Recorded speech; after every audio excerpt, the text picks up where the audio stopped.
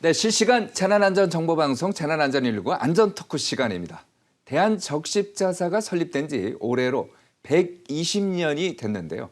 긴 역사만큼 우리나라 큰 획을 남긴 주요 이슈마다 대한적십자사가 등장합니다.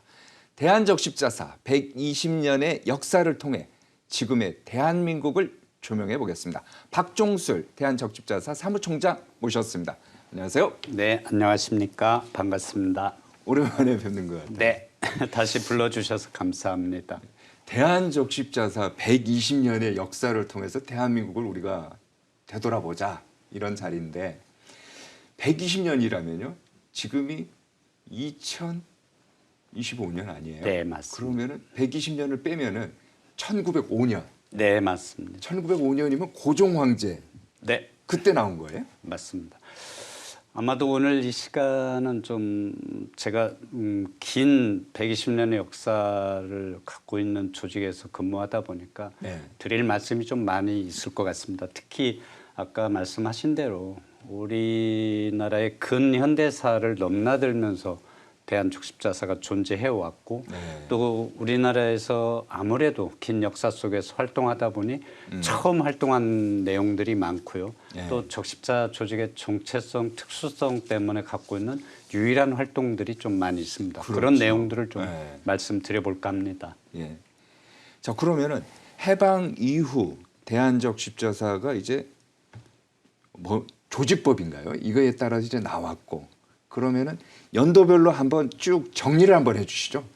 네, 사실은 대한적십자사가 대한제국 시절이죠. 고종 황제께서 이제 설립을 하셨다라고 이제 기록이 돼 있고 실제 그게 산 역사인데 연도는 1905년이 맞습니다. 근데 네. 이전에 예. 1903년에 제네바 협약이라는 것에 대한제국이 가입을 합니다. 가입을 하고요. 제네바 협약에 가입을 하고 1905년에 고종 황제 칙령 제47호 화면에서 보시면 지금 화면에 나오는 거예요. 예, 맞습니다. 칙령이라는 게 보면은 임금이 내린 명령. 맞습니다. 뭐 아시다시피 당시에는 이제 성문화된 법 체계가 없다 보니까 황제의 말씀이 곧 하나의 명령이 되고 법률적인 어떤 효과를 갖는다고 말씀드릴 수 있겠고요. 제47호를 통해서 대한적십자사 규칙을 이제 반포하게 됩니다. 네. 이게 대한적십자사가 우리나라에 설립이 된 최초 연도가 되는 거죠. 지금 보시는 칙령에는 대한적십자 조직의 성격과 그리고 예. 조직 구성을 어떻게 하겠다라는 내용들이 담겨져 있고요. 예. 주 내용은 이제 병원, 아. 당시에는 이제 한의학 중심의 예. 그런 동양의학 중심의 체계에서 근대화된 서양의학을 도입하는 시점이었고 그래서 서양의학을 통한 빈민 규율과 그리고 치료 활동을 목적으로 해서 대한적십자사를 만들게 되었다라고 얘기를 하십니다. 네 글자로 말씀드리면 박애 보제해서 널리 사랑하고 고루 구제하라 이런 내용인데 역사적으로 이면에 재밌는 게 하나 있습니다. 당시에 고종 황제께서 대한적십자사를 왜 만들었을까요?라고 이제 흔히 생각을 하는데 당시에 시대적 배경은 이제 일본이 침략 의혹에 대해서 너무 그렇죠. 저돌적으로 대한제국을 식민지화하려는 노력들이 있었던 배경이 있었고 그 상황에서 고종 황제께서는 서양의 선각자들을 통한 정보를 입수하게 되는데 적십자사를 만들어야 할 필요가 있다. 그래서 그게 왜 그러냐면은 국제적십자위원회에서 당시에 적십자사는 한 나라에 하나만 만들게 돼 있습니다. 한 나라에 하나. 네. 아. 또 다른 조건 하나는 제네바 협약에 가입이 되어야 됩니다. 가입해야 돼야 되고. 제일 중요한 거는 자주 독립국가여야 됩니다. 그러니까 일본과 당시 대한제국이 대한제국은 동등한 다르다. 네, 동등한 독립국가의 지위를 갖고 있다는 걸 천명하기 위해서 대한적십자사 규칙을 반포하게 된 역사적 배경이 있습니다. 그러나 안타깝게도 일본에 의해서 강제 병합이 되었고 그럼에도 불구하고 1919년에 상해 임시정부 시절에도 대한적십자회를 다시 만든 이유가 그런 맥락이었고요. 그러다 광복이 1945년에 되고 1947년에 조선적십자사로 재조직을 하게 됩니다. 조선 적십자사로 재조직해서 활동을 하려던 찰나에 네. 1948년도에 아시다시피 대한민국 정부 수립이 됐지 않습니까? 그렇죠. 그러면서 헌법과 관련 법률들이 제정이 됩니다. 아. 100여 개가 동시에. 예. 근데 대한적십자사 조직법을 그래서 1949년에 예. 법률 제25호로 네, 그렇게 법률이 제정이 되면서 지금 이제 보면은 저거는 이제 1952년 최초의 적십자 회원 모집 포스터인데 저 위에 보면은 이제 한자로 돼 있습니다는 3천만 원 다 같이 회원이 되자. 네, 맞습니다. 그럼 전 국민이 네. 적십자 회원이 되자 이런 뜻이네요. 네, 네. 당시 그 남과 북 그때 당시 이제 어찌 보면 이제 한국전을 통해서 분단되기 전이잖아요. 예. 그때 대한제국 그 시절에 남과 북쪽의 전체 국민이 약 3천만 정도 되는 통계적인 기록이 있습니다. 이때 당시 이제 적십자 회비 모금 운동을 시작하는 관련된 포스터인데요. 네. 처음 시작한 건 1949년에 49년. 시작했습니다. 예. 49년 4월이라고 예, 써 있네요. 회원 모집을 시작을 했고 예. 그때 당시 115만 명이 예. 적십자 회원이 되었습니다. 115. 어마어마한 거죠. 그래서 그러한 재원을 가지고 적십자사가 본격적으로 이재민이라든가 또는 취약계층이라든가 또는 빈민 환자라든가 이런 분들에 대해서 이제 지원 활동을 하게 되었다고 말씀드리겠습니다. 저희 프로그램도 재난안전119 하면은 저희가 응급처치라든지요 재난에 대응해서 예방을 하자 뭐 이런 거 아닙니까? 네, 네, 근데 맞습니다. 적십자도 보면은 좀 비슷한 것 같아요. 네. 특히 의료 활동 같은 걸 중심으로 해서 응급조치 같은 거를 많이 하는 것 같던데요. 네, 아까 말씀드렸다시피 이제 1905년에 대한적십자사 설치했을 때 두 가지 이제 주요 목적이 있다라고 말씀드렸는데 네. 하나는 이제 그 빈민 구제에서 병자들을 치료를 하는 목적의 병원 의료 사업의 시작이었고요. 당신은 뭐 아파도 병원을 가고 싶어도 잘 못 갔을 거 맞습니다. 아니에요. 네, 그때 당시는 지금처럼 뭐 의료 환경이 이렇게 돼 있는 것도 아니고요. 근데 이때 이제 안전사업의 영역이라고 우리가 표현합니다만은 처음 시작된 거는 상해 임시정부 시절에 대한적십자회에서 간호원을 양성했습니다. 간호원을. 네, 지금 이제 간호사라는 명칭을 씁니다만은 간호원을 양성한 목적이 독립군 치료를 위한 목적이었습니다.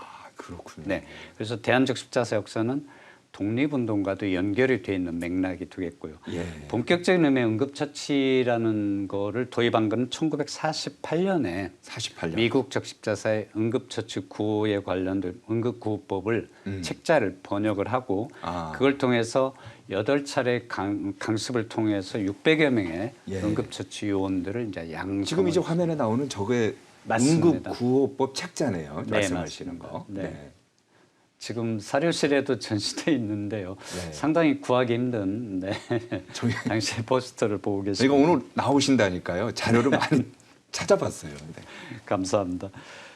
또 하나 재밌는 거는 이제 물놀이 안전이 있잖아요. 네. 인명구조 요원들, 아. 해수욕장이나 수영장에 예. 안전 요원들이 있는데 그 수상 안전 교육도 역시 적십자사가 최초로 도입을 했습니다. 그 최초로. 1953년에 네. 수상 안전 지금 나오는 저거네요. 네, 맞습니다. 양수리 강습장에서 1951년 사진이네요. 네.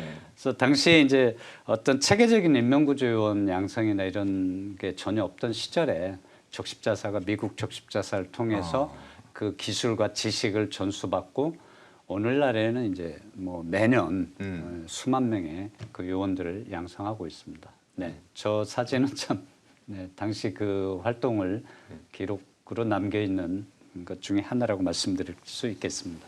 그 전에는 이제 물놀이 하다가 무슨 사고가 나도 어떻게 구조해야 될지 모르고 하는데 네. 적십자에서 미국에서 또 서양에서 체계적인 응급 조치를 배워갖고 그걸 또 이제 네, 맞습니다. 가르쳐줬네요. 네, 네. 응급처치도 그렇고 수상 안전 강습도 그렇게 시작이 되었습니다. 알겠습니다. 적십자 하면은요. 저도 이제 중고등학교 때 보면은 RCY 회원이었는데 RCY를 또 이제 빼놓을 수가 없잖아요. 이게 RCY 기원이 언제부터 시작된 거예요?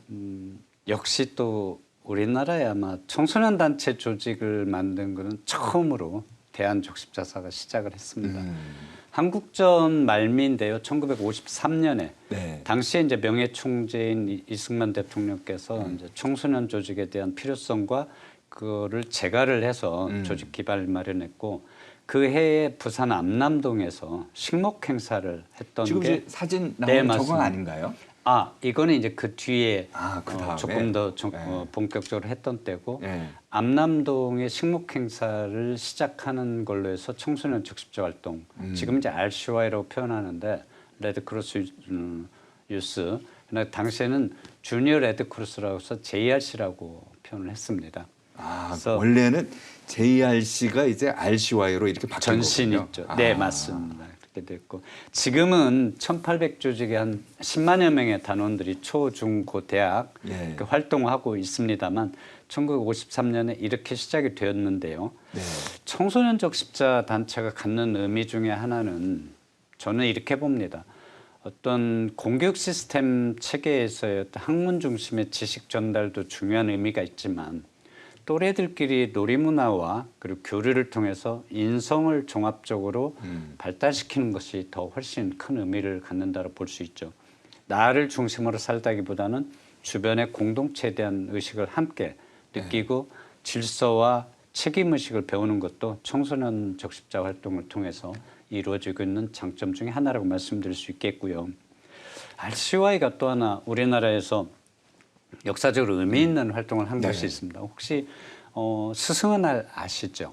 5월 15일. 그렇죠. 네, 스승의 날인데 스승의 날을 처음 제정한 것도 RCY입니다. 그렇습니다. 역사적으로 1948년도에 충청남도 강경 지역의 RCY 단원들이 투병 중에 계신 또는 은퇴하신 은사님들을 찾아다니면서 5월 8일 날이 세계 적십자 날을 기념해서 꽃을 달아드리는 활동을 했습니다. 저게 이제 사진에 맞습니다. 보면 1965년 거긴 한데만은 숙명여자고등학교에서 스승의 날 기념. 스승의 날 카네이션을 따든 그때부터 이제 카네이션이 유래가 됐는데 이걸 1963년에 이제 은사의 날로 제정을 했습니다. 그 이후에 이제 명칭을 스승의 날로 개정을 했고 세종대왕 탄신일인 5월 15일을 스승의 날로 변경을 해서 오늘까지 이루고 있습니다. 지금 이제 말씀하신 거 저도 이제 참 공감하는 게요. 요즘 대한민국의 교육 현장 중고등학교 학생들 보면은 어떻게 보면은 1등만 해라. 승자해야 된다. 공부 열심히 해서 좋은 대학 가고 의대 가고 뭐 이러는 거 아닙니까? 남을 위한 봉사보다는 자기 자신 이런 게 있는데 이런 RCY 정신을 좀 되살릴 필요는 있을 것 같아요. 네, 사실 이제 어떤 공교육 시스템 체제 하에서의 어떤 지식을 좀 더 많이 습득을 하고 또 진학을 좋은 대로 하는 것도 의미가 있죠. 네. 그러나 더 중요한 건 방금 말씀하신 대로 함께 사는 거에 대한 법을 좀 배울 수 있는 기회가 사실은 적다는 거죠. 네.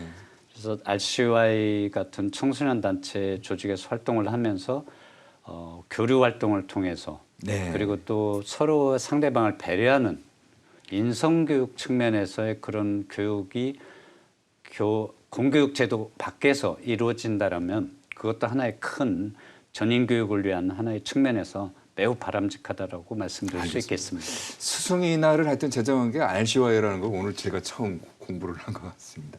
자, 또 하나 이게 보면은 우리 대한적 십자사 하면은 남북 분단돼 갖고 이산가족 상봉 요거에 또 주역이 또 대한적 십자사 아니겠습니까? 어떻게 해서 하게 된 거죠? 네, 남북 적십자 회담이 먼저 시작된 배경을 좀 말씀드리겠습니다. 지금은 이제 이산가족 상봉에 대해서 지난 2018년 이후 중단이 된 상태로 안타깝게 머물러 있습니다만은 최초의 남북 적십자회담은 1971년에 당시 대한적십자사 최두선 총재께서 북한 적십자 제안을 했고 그 다음 해 1972년에 평양에서 남북 적십자 본회담이 처음 이루어졌습니다. 그러다가 남북 적십자 회담을 통해서 논의가 됐던 주요 내용 중에 하나가 1천만 이상 가족의 아픔을 인도적인 차원에서 해결할 방안을 모색했던 거죠. 그러다가 1985년에 이산가족 방문단하고 예술공연단이 서울과 평양에서 서로 교환 방문했던 역사적인 사건이 있습니다. 1985년. 네, 맞습니다. 이때 당시에 이제 이 필요성에 대해서 남과 북의 적십자 측에서 공감을 했고 정부의 어떤 그런 인도주의 정책과도 맥을 같이 하면서 본격적으로 이산가족에 대해 논의된 거는 6월 15일, 2000년 6월 15일 남북 정상회담을 계기로 공동 선언을 하게 됩니다. 이때 그 해 2000년 광복절에 이산가족 상봉을 대면 상봉을 처음 한 거죠. 예. 그 이후로 쭉 21번째까지 이어졌습니다. 저기 화면에 보시는 것처럼 이산가족 상봉장에서의 그 어떤 생생한 그 기록들인데요.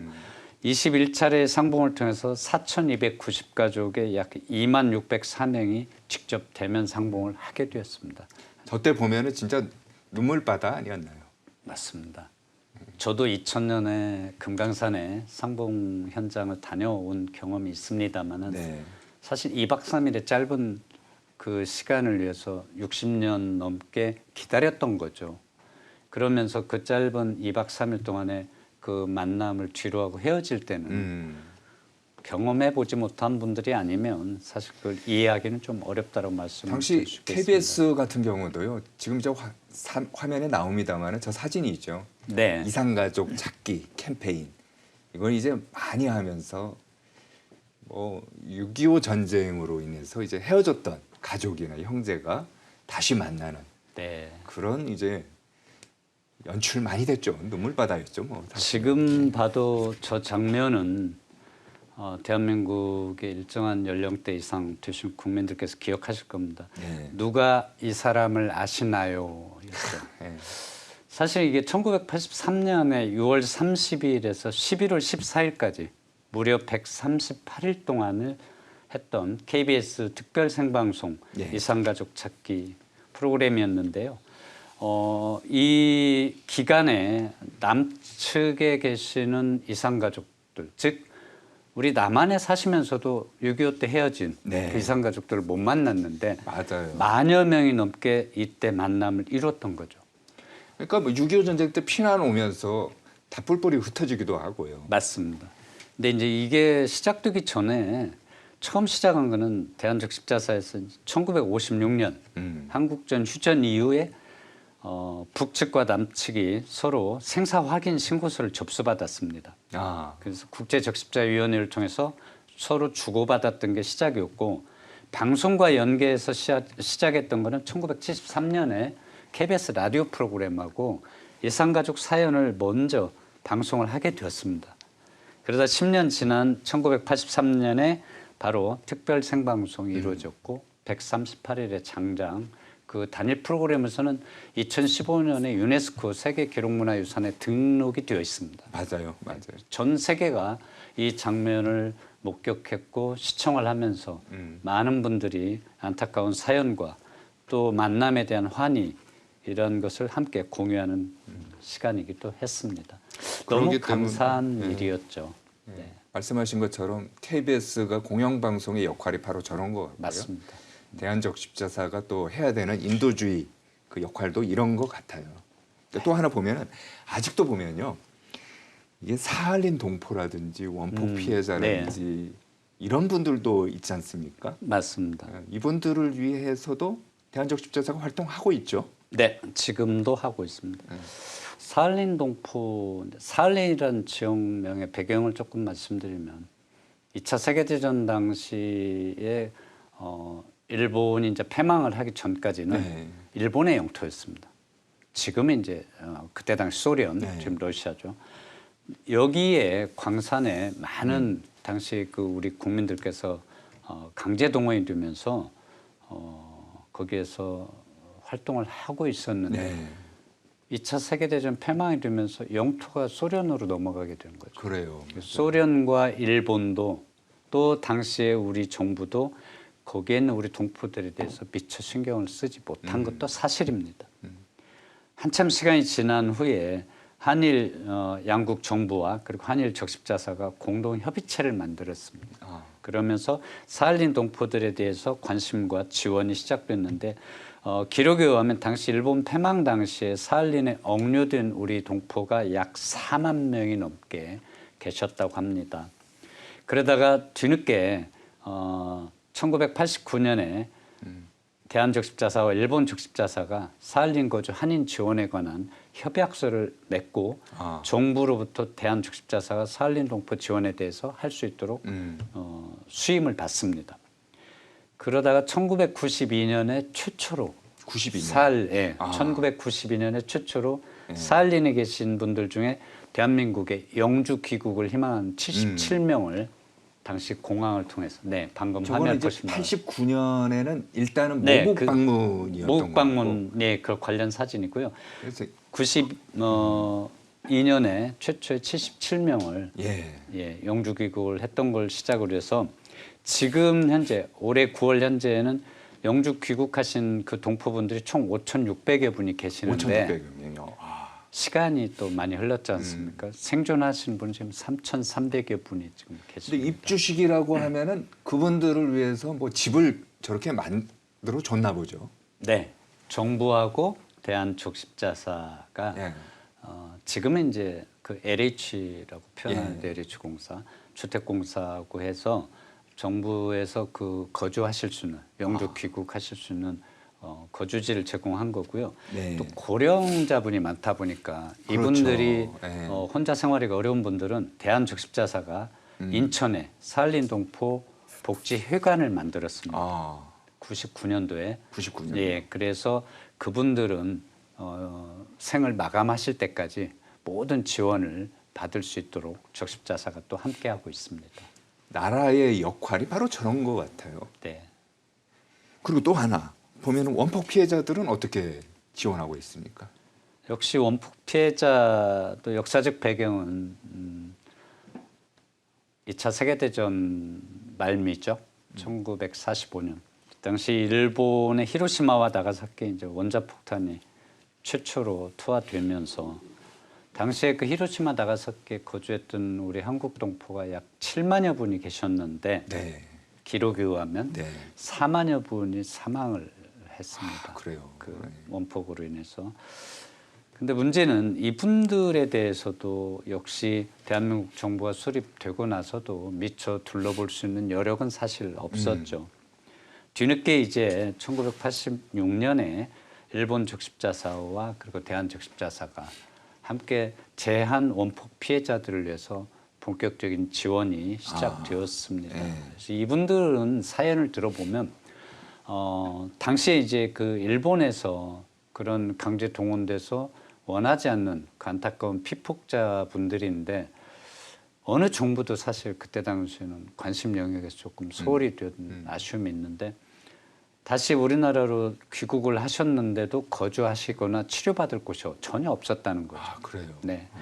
뒤늦게나마 이제 1991년에 정부에서 대한적십자사의 원폭 피해자 복지 기금을 좀 관리하면서 지원할 수 있도록 해서 1994년 3년에 원폭 복지 사업 관련 이제 본격적인 활동을 하기 시작했고 1996년에 경남 합천에 지금 이제 화면에 나오는 보시는 거네요. 것처럼 원폭 피해자 복지 회관을 개관을 하게 됩니다.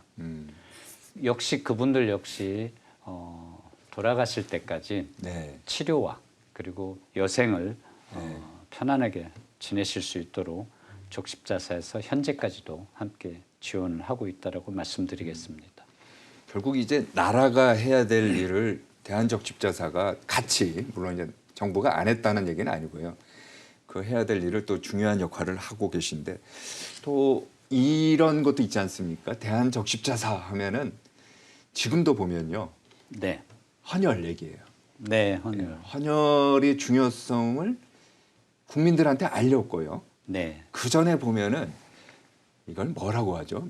매혈이라고 합니까? 매혈이 자기 피를 뽑아서 이렇게 팔고 막 그랬었잖아요. 유상으로 제공을 하는. 굉장히 비위생적일 수도 있고 위험할 수도 있고 감염 맞습니다. 위험도 있고 그렇지 않습니까? 네. 이거를 체계적으로 잘 관리하면서 헌혈 문화의 앞장선 거 이 부분에 대해서도 저희가 좀 짚어봐야 될 것 같아요. 감사합니다. 정말 상당히 많은 내용에 대해서 깊이 있게 잘 알고 계시는데요. 한국전 당시 1950년에서 53년 한국전쟁 당시에 한국군을 포함해서 유엔군 부상자들에 대해서 수혈할 혈액이 없어서 미국을 통해서 공수받아서 수혈했던 거는 이제 역사적 사실입니다. 그 후에 뒤늦게 1958년에 국립혈액원을 대한적십자사가 인수해서 대한적십자사가 이제 최초로 혈액 사업에 시작을 했는데요. 잠깐만요. 지금 말씀하신 게 바로 저건가요? 네. 최초의 대한적십자사 혈액원. 네, 1958년 2월이라고 지금 적혀 있는데. 국립혈액원을 당시 인수했던 예. 그 관련 자료가 두 개 있고요. 예. 본격적으로 이제 처음 했던 거는 이제 1960년에 4.19 혁명이 있었죠. 60년에요. 그때 당시에 대한적십자사가 이제 본격적으로 헌혈에 대한 거를 이제 국민들께 호소하면서 당시 62명. 지금 보면 그 수치가 매우 적어 보이나 네. 당시에 헌혈이라는 개념도 없던 시절에 비한다면 굉장히 많은 분들이 선의의 자발적 헌혈이 시작됐던 네. 거예요. 매열 말씀하셨듯이 당시에는 매열이 또 공존을 했습니다. 유상으로 자기 혈액을 제공하면서 많은 사회적 병폐 현상을 일으켰고요. 그래서 정부에서 서둘러서 1970년에 혈액관리법을 이제 개정하게 됩니다. 그러면서 매열을 금지하고 헌혈로 전환을 시작했는데 사실은 초창기에는 그럼에도 불구하고 매열이 공존을 했었고요. 대한적십자사가 1974년에 매열을 중단 선언하고 완전 헌혈로 전환을 했던 거죠. 그러면서 RC와의 단원 또 자원봉사자를 통해서 지금 자료 화면에 보시는 것 같이 헌혈에 대해서 가두 캠페인을 시작했습니다. 놀라운 거는 불과 짧은 기간에 1989년에 100만 명의 헌혈자를 유치했고요. 네. 1995년에 200만 명을 유치했고 2014년에 300만을 돌파했다는 겁니다. 국민들이 굉장히 동참했다는 얘기네요. 맞습니다. 네. 물론 정부도 헌혈의 필요성과 헌혈의 어떤 참여에 대한 분위기도 많이 조성을 해주었기 때문에 가능한 일이었고요. 또 헌혈자분들이 그거에 대한 자발적 참여가 지금의 대한적십자사 혈액 사업이 전 세계에서 가장 모범적인 형태로 운영되고 있는데 기여를 하는 근간이 되었다라고 말씀드리겠습니다. 최근 3년 동안의 헌혈 실적만 봐도 뭐 큰 뭐는 아닙니다만은 그래도 계속 증가 추세인 거는 맞는 것 같아요. 저기 보시면은 네. 2020년에 이제 코비드가 시작됐습니다. 팬데믹이 그러네요. 22년 5월까지 진행이 됐었죠. 당시에는 정말로 하루하루 헌혈자 모집이 정말 어려웠던 코로나19 시대였고요.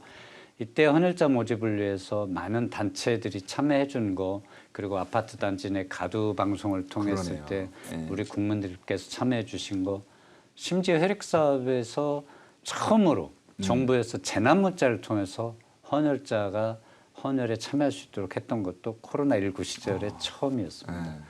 그럼 매년 이렇게 좀 증가하고 있는 게 다행이고 지난해에는 280만여 명이 헌혈을 참여하셨는데 실제 헌혈에 참여한 분은 280만여 명이지만 헌혈을 희망한다고 다 할 수는 없지 않습니까? 그렇죠. 부적격자라고 저희가 표현하는데 예. 그분들까지 합치면 300만 명이 넘습니다. 국민 헌혈률로 볼 때 5.5%. 선진국의 대부분의 국가도 5 내지 6% 정도 헌혈률로 본다라면은 이미 대한민국은 선진국 수준의 국민 헌혈률을 유지하고 있다고 말씀드릴 수 있겠습니다. 그러면은 한마디로 이렇게 봐도 될까요? 뭐 좀 전에 말씀하신 코로나19, 코비드19 등 이제 국가 재난 사태, 그다음에 공공의료 분야에 있어서도 대한적십자사의 역할이 더 커지고 있다. 이렇게 봐도 되겠네요. 네, 맞습니다. 혈액 분야에 대해서도 코비드19 기간이 하나의 어떤 그 위기이자 기회 요인이 되었던 것처럼 문제는 이제 의료기관에도 그 부분들이 엄청난 영향을 줬다는 걸 다 알고 있지 않습니까? 사실 적십자병원은 서두에 말씀드린 대로 적십자병원의 역사가 적십자의 역사라고 해도 과언이 아니죠. 근대 의학 체계를 도입을 했고 당시에 70년대에는 적십자병원이 무려 전국에 14개의 병원을 가지고 있었고 또 병원선이라고 들어보셨을 겁니다. 섬 지역에 의료 체계가 아예 없는 섬 지역에 거주하는 주민들을 위해서 적십자사가 2개의 병원선을 70년도에 운영을 했습니다. 서해안 쪽에 백년호, 남해안 쪽에 무궁화호를 운영했고요. 문제는 이 적십자 병원선을 운영하는 과정에서의 근대 의료 체계에 대해서 낙도 지역까지 이런 의료의 공급망을 넓히는 데 기여한 부분들이 안타깝게 이제 중간에 중단이 되었습니다. 경영의 문제 때문에 병원 아, 그래요. 예. 네, 코로나19 때도 이 부분에서 적십자병원이 얼마나 큰 역할을 했냐면은 단적인 한 예를 들어보면 대한적십자사가 현재는 6개 급성기 병원과 하나의 재활병원을 운영하고 있는데요. 감염병 전담병원으로 지정이 되었습니다. 공공의료 측면에서. 네. 대한민국의 당시 전체 병상 수의 5%밖에 안 됩니다. 적십자 6개 병원의 병상 수 합치면. 네. 근데 이 5%의 병상을 통해서 국내 코로나 환자의 70%를 예. 감당을 했다는 거죠. 예. 이거는 바로 적십자병원이 공공의료 측면에서 왜 존재해야 되는지를 맞아요. 말해주는 단적인 한 예라고 말씀드릴 수 있겠습니다. 자, 이렇게 중요한 역할을 하는 게 우리나라에서만이 아니고 해외 또 이제 우리 대한적십자사가 나가서 구조 활동이라든지 인도적인 의료 활동 같은 걸 많이 하지 않습니까? 네, 맞습니다. 대표적으로 어떤 게 있을까요? 1950년대에 미국으로부터 원조를 받을 당시에 네. 한국전 포함해서 매년 한 17억 달러 정도로 됩니다. 그럼 그때 당시 우리나라 정부의 1년 예산의 50% 정도였다고 합니다. 네, 그러다가 이제 우리나라에서 처음 해외 지원한 거는 1956년에 한국 전쟁 이후에 베트남하고 네. 헝가리에 수재 난민을 위한 지원 활동이 처음이었고요. 아. 그 뒤에도 주요한 거 몇 가지만 말씀드리면 예. 2004년에 인도네시아 쓰나미 때, 그렇죠. 2005년에 미국 카트리나 허리케인 때, 또 2010년에 아이티 대지진, 맞아요. 그때도 2011년 동일본 대지진, 2013년 필리핀 태풍 하이엔 피해, 2015년 네팔 지진, 그리고 최근 22년 우크라이나 사태, 그리고 23년 튀르키예 시리아 대지진 등 이런 큰 국제 재난 현장에는 대한적십자사와 국민들께서 기부해 주신 성금을 통해서 이제는 수혜를 받는 국가에서 원조를 하는 국가로 그만큼 성장을 했다라고 말씀드릴 수 있겠습니다. 물론 적십자사 운동의 가장 기본 원칙 중에 하나는 한 나라에 큰 어려움이 있을 때 서로 돕는 데 있어서 동등한 책임과 의무를 갖는다는 맞아요. 원칙이 있습니다. 인도적인 차원에서 국제와 국내 재난 또는 어려운 일이 있을 때는 적십자사가 늘 함께한다라고 말씀드릴 수 있겠습니다. 국내 활동도 보면은 성수대교라든지 뭐 대형 재난 사고가 많지 않았습니까? 네. 이때도 이제 활동 많이 하셨어요. 네, 뭐 아시는 바와 같이 사실 90년대 뭐 이전에도 자연재난에 수많은 활동을 했었지만 네. 90년대 이후로 잠깐 좀 말씀드리자면 일단 1993년에 위도 회리호 사고가 있었어요. 네. 전라북도 부안에서. 아. 당시에 그 적십자사가 구조요원들하고 자원봉사자들이 그 피해자와 유가족을 위한 활동을 전북 군산의 공설운동장에서 진행을 했고요. 1994년에 또 성수대교 붕괴 지금 이제 사고가 나오는 있었습니다. 거예요. 맞습니다. 저희가 이제 한번 정리를 해봤는데 아, 네. 성수대교 붕괴 참 왜 이렇게 재난이 많았는지 모르겠어요. 94년. 아무래도 이제 제가 말씀드리는 것보다는 많은 분들이 그런 얘기를 합니다. 우리가 70년대 압축 성장을 하다 보니까 네. 안전에 대해서는 사실 조금 더 신경 쓰는 부분이 적었다라는 거죠. 그게 이제 90년도, 2000년 초까지 많은 영역에서 이제 재난이 발생한 주요 요인 중에 하나였다라고들 얘기를 합니다. 예. 성수대교 붕괴, 삼풍백화점 붕괴 1995년이죠. 예. 아마 우리나라에서 단일 재난으로 인한 안타까운 사망 피해자가 제일 많이 난 게 삼풍백화점 맞아요. 붕괴였고요. 당시에 이제 대한적십자사가 구조요원하고 적십자 봉사원 분들이 그 관련된 피해자 가족 그리고 또 그 피해자분들을 위한 지원 활동을 했고요. 네. 2003년에는 대구 지하철 화재 참사가 일어났습니다. 맞아요. 예. 2003년 대구 지하철 참사는 사실 어찌 보면 인재였죠. 그 인재를 계기로 해서 우리나라에 큰 법이 하나 만들어집니다. 재난 및 안전관리 기본법이 이제 제정이 되는 거예요. 네. 이원화된 재난관리 체계에 대해서 통합적인 형태로 이제 출발했다고 말씀드리고 네. 또 지금도 가까운 과거지만 2014년 세월호 참사 세월호. 너무 많은 안타까운 분들이 희생을 당했고 이때 당시도 역시 적십자사 임직원들 그리고 자원봉사자는 그분들 가족을 위해서 지원을 했는데요. 경기도에 마련된 그 분향소에 대한 사연을 말씀드리면 정확히 단일 재난에서 366일을 24시간 지원했던 게 바로 세월호 참사입니다. 어느 조직도 사실 366일 동안 24시간 그분들을 케어한다는 것은 그만큼의 저력 있는 조직과 인프라가 없이는 불가능하거든요. 알겠습니다. 대한 그러니까 그거 이제 말고도요. 이제 전남 무안 항공 공항에서의 사고라든지 올해도 보면 영남 대형 산불, 전국 집중호우 뭐 이런 때도 이제 적십자사가 많이 활동을 했는데 오늘 방송 이제 시작할 때 제가 국가정보자원관리원 화재 리튬이온 배터리 뭐 화재 때문에 지금 전 국민이 지금 고통받고 있거든요. 예. 여기에도 지금 대한적십자 활동하고 있습니까? 지난 금요일이었죠. 사실은 좀 안타까운 사고인데요. 어찌 보면 이제 재난이죠. 근데 그 재난이 발생하게 되면 일단은 119 소방대에서 가장 먼저 그 현장에서 활동을 전개를 하게 됩니다. 네. 근데 그분들 같은 경우는 사실 5분 단위, 10분 단위로 출동을 해야 하는 것 때문에 장비만 갖추고 바로 현장에 가서 네. 얼마 동안 해야 할지 모르는 상태에서 지속이 되니까 그분들이 약간씩 이제 필요한 부분이 먹는 문제, 음료수 마시는 거 이런 부분들이 있죠. 그래서 이거를 대한적십자사가 조금이나마 손을 보태기 위해서 그분들이 진화 대원들 대상으로 급식 활동을 전개했었고요. 진화가 완전히 되었기 때문에 현재는 그 주변에 이제 목격자나 피해자분들 대상으로 심리 지원 활동을 전개하고 맞아요. 있습니다. 그것도 중요하죠. 네. 자, 이렇게 국내외적으로 여러 가지 활동을 하다 보면은 뭐니 해도 머니가 중요하지 않습니까? 재원은 어떻게 마련해요? 뭐 아시는 바와 같이 이제 이러한 적십자사의 거대하고 지속적인 활동에 필요한 거는 이제 재원인데요.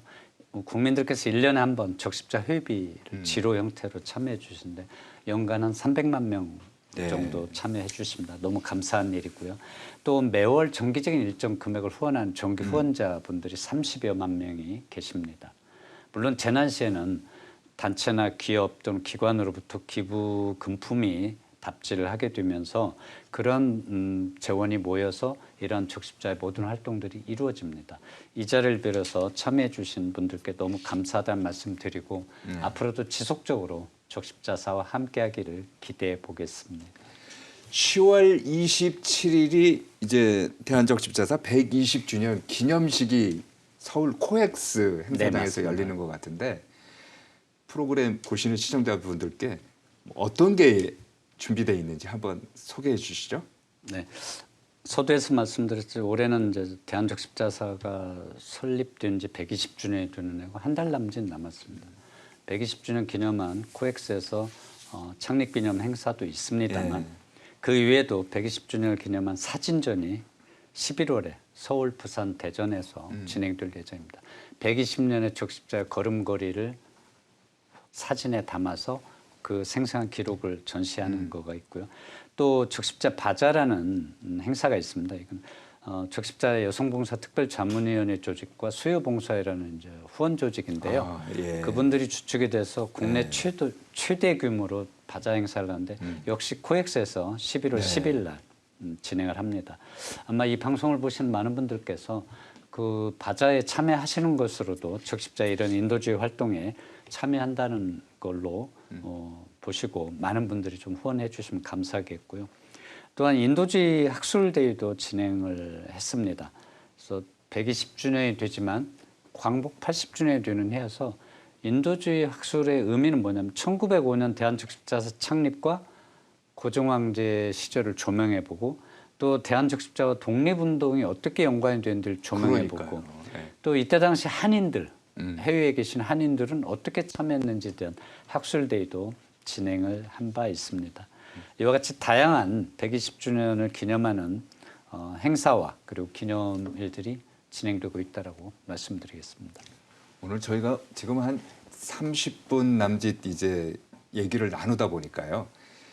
사실 많이 배운 것 같아요. 우리나라 역사에 대해서도 대한적십자를 통해서 진짜 120년 동안 대한민국이 어떻게 변했는지 이런 것도 알 수 있고 하는데 미처 못다한 말씀이 있다면은 좀 짧게 해주시죠. 네, 감사합니다.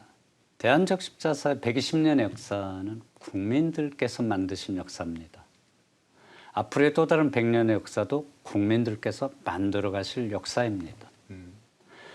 긴 기간 동안에 대한적 십자사가 처음 또는 최초로 걸어온 모든 활동들은 우리 국민들과 함께 사는 데 있어서 선한 영향력을 주었다라고 생각합니다. 네. 이러한 선한 영향력이 중단되지 않도록 국민들께서 앞으로도 변함없이 적십자와 함께하기를 당부드립니다.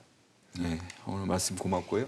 마지막으로 저희가 이제 30초 안전 챌린지라는 코너를 이제 운영을 하고 있는데 이게 보면 얼마 지나면은 이제 추석 있지 않습니까? 이제 네. 한 열흘 남짓 남았나요? 뭐 이제 들뜬 마음에 안전사고가 발생을 많이 할 것 같아요. 그래서 이 추석 동안에 응급 상황이 발생하면 어떻게 대처해라. 그 요령 30초 동안 좀 부탁드리겠습니다.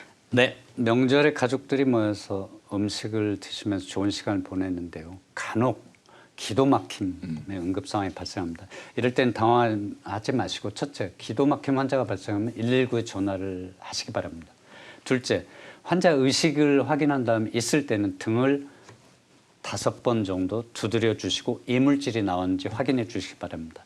이물질이 안 나올 경우는 환자 뒤에서 양팔로 주먹을 쥐고 엄지가 복부를 향하도록 해서 위로 밀쳐 주시기 바랍니다. 넷째, 의식이 없을 경우는 바로 가슴 압박, 즉 심폐소생술을 30회 진행해 주시고 차분하게 기다려 주시기를 바라겠습니다. 네, 여기까지 듣도록 하겠습니다. 지금까지 박종슬 대한적십자사 사무총장이었습니다. 네. 오늘 말씀 고맙습니다. 감사합니다.